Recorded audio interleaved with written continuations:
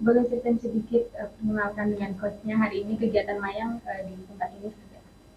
Ini tadi aku konsul sama coach Rio. Ya. Coach Rio mencoba untuk bukan mencoba sih, eh, menghilangkan rasa insecure aku yang selama ini terpendam. Tidak sih, sorry. Gimana tadi sesi konselingnya? Mayang enjoy. Coach Rio juga enak penyampaiannya.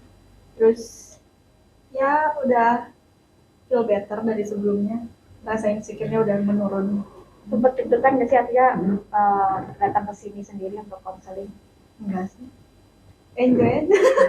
Karena nggak tegang-tegang banget. Jadi ya udah akunya juga asikin aja. Oke.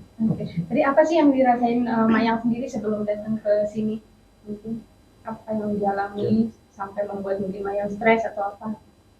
Bukan dibilang stres sih enggak, cuman kayak suka insecure, terus minder gitu. Terus ya udah akhirnya memutuskan untuk kesini sekalian konsul ini gimana cara menghilangkan apa yang aku rasa gitu. Apa yang membuat minder? Suka dibanding-bandingin Sama netizen, nggak dibandingin sama siapa? sama sama tahu sih. Oke, oke coach, seperti apa sih tadi Mayang mungkin curhatannya ke coach sendiri? Well actually ya memang kan sorry. Satu, Mayang itu kan nggak cerita banyak, maksudnya jadi karena di sini juga tadi dibantunya memang konten free, jadi nggak banyak dia ceritain. Ibaratnya ada yang nulis nulis apa dia nggak ngasih tahu gitu kan. Tapi itu kayak painful banget pas dia baca gitu. Terus ya dia nggak ceritain gitu nih nulisnya ini gitu. Terus kayak ngebandingin dibandingin sama siapa juga dia nggak sebutin nama siapa. Tapi ya udah kita cuman kayak proses emosinya aja karena kan itu semua beban emosi yang ada tersimpan dalam dirinya dilepaskan ya ketika itu keluar dari tubuh fisiknya dia ya udah jadi kayak rasanya ringan banget. Aku nggak tahu gimana yang dirimu rasain sekarang. udah udah hilang masih insecure. Clean semua gak atau masih ada yang kayak aduh masih ini atau udah kayak oh ya udah gue bodo amat. Oh gitu. Bodo amat sih. Jadi kayak udah kalau netizen ngomong apa juga ya udah dia biar jadi identik seorang Mayang. Yes. Oke. Tapi seberapa besar sih pengaruhnya kamu terkait hujatan-hujatan netizen selama ini? Kayak Hampir setiap malam aku nangis karena itu suka dibanding-bandingin. Iya, semoga kedepannya nggak lagi deh. Maksudnya nggak lagi kayak ngerasa insecure, malah tiap malam nangis gitu. itu sudah mulai kapan sih sejak kamu dibanding-bandingin sama yang Semenjak polemik seperti ini. Mungkin ini bagian dari polemik sehingga jadi merasa skill kamu timbul itu. Iya. Memang kenapa kalau dibandingin? Hah? Ada masalah kalau dibandingin buat kamu?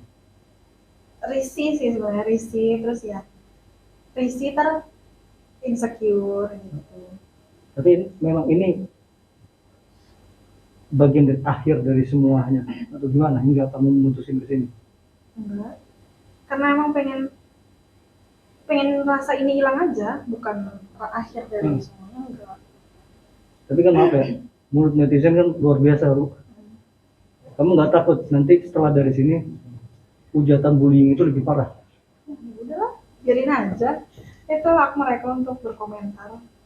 Coach tadi sebelum pas datang kemarin kondisi Mayang seperti apa sih mungkin yang coach lihat secara psikologisnya sendiri? Kayaknya cukup mengkhawatirkan. Nah ya, just apa ya? Kalau tadi sih memang dia boleh dibilang PD-nya ada, terus kayak cara dia komunikasi juga baik gitu ya, terus friendly. Hanya memang auranya kayak nggak lancar aja. Kalau misalkan kita datang lihat kayak dia kayak ketahan gitu, tanpa kita sadarin kayak ada apa sih yang nahan dia. Tapi kalau sekarang kalau dilihat kayak lebih open, ketawanya juga bisa lebih ya kayak ngekek-ngekek gitulah kayak orang nggak jelas gitu kan ya. Tapi kalau dari tadi kan sebelum pas datang ya ketahan banget gitu. Tapi kalau sekarang ya dia bisa lebih menjadi dirinya sendiri. Karena yang penting gitu, kalau kita nyimpan beban emosi biasa itu yang bikin kita susah kan mau ngapa-ngapain tuh kayak ketahan di sini. Tapi kalau dia dilepaskan keluar dari tubuh fisik kita, itu kayak santai aja gitu. Nah, jadi gimana ngelepaskan ini bisa dalam satu sesi kita kerjain. Karena biasanya kalau orang punya insecure, itu udah kayak masalah yang lama banget yang kita harus simpen terus. Kayak bertahun-tahun. Tadi Mayang juga cerita, udah lama insecure sebenarnya, bukan cuma pas itu doang. Nah, jadi udah emang lama insecure-nya, tapi bisa kita kurasin beban emosi kita keluar bener, buang semua itu cepat banget gitu. Jadi nggak butuh lama-lama. Terapinya berapa lama tadi? Tadi sih nggak sampai 1 jam. Ada rekamannya kan semua. Seperti apa sih terapi yang diterapkan sama coach? Kalau saya memang pendekatannya lebih ke arah ngebuang beban emosinya dengan tarik nafas doang. Jadi saya cuma ngajak tarik nafas, tahan, buang, lepaskan gitu. Cuman banyak orang kan bilang tarik nafas mah dari zaman dulu semua orang ngajarin tarik nafas. Tapi kenapa emosinya tetap meledak-ledak? Ada caranya sendiri, ada langkahnya sendiri. Kita harus nemukan di mana kita buat ngebuangnya. Karena kalau tarik nafas itu kayak kunci mobil, saya kasih kuncinya Kak. Tapi pas nanya mobilnya mana coach? Itu dia saya lupa parkir di mana. Punya kuncinya bisa pakai gak? Nggak bisa, jadi percuma. Jadi kita harus punya kuncinya, tahu mobil yang mana yang harus kita buka, baru kita bisa temukan. Jadi beban emosi itu gampang buangnya, cuma tinggal tarik nafas. Tapi kita harus tahu tepatnya di mana kita buangnya. Begitu itu kebuang langsung hilang, exit dari tubuh fisik kita, dia langsung ngalamin titik di mana yang disebut dengan dramatic shifting. Jadi benar-benar emosinya tuh hilang. Saat hilang ya udah kayak dicariin, kok kosong ya. Tadinya aku ada insecure berat, nggak enak. Terus tiba-tiba hilang gitu aja. Sempat nangis nggak tadi Maya? Kayaknya enggak ya. Nangis gak tadi? Hampir. Enggak. Nangis sih matanya. Enggak, tanya aja kok enggak nangis. Ada rekamannya sih, nanti nonton di podcast kita aja. Aku dari tadi cengar-cengir. Boleh dipraktekin dikit nggak coach tadi? Iya, Pak, Seperti cara apa mengulas. Oh, proses pas tarik nafas ya, biasa ya kayak cuman misalkan apa sih yang bikin kamu terbeban gitu, saya cariin dulu gitu kan. Terus kan kayak dia biasanya kayak insecure gitu, nggak enak. Atau misalkan ada rasa nggak nyaman nggak sekarang? Ketika lagi teman-teman nanyain segala macam, how do you feel? Ya udah, biarin aja. Kalau misalkan aku agak belepotan, ya udah biarin aja. Oke. Nah kalau tadi dia salah ngomong takut. Kalau di awal dia bilang katanya gue kalau salah ngomong salah nggak nyambung ngomongnya, ntar gue malu. Kan ditonton satu Indonesia gitu, salah ngomong. Sekarang kan udah jawabannya udah lain nih, udah bodo amat gitu kan. Ini kayaknya konten ya, lagi dibayar yang ngomong gitu ya. Jadi bisa lihat ya flow-nya, jadi kayak benar-benar nyaman gitu, happy.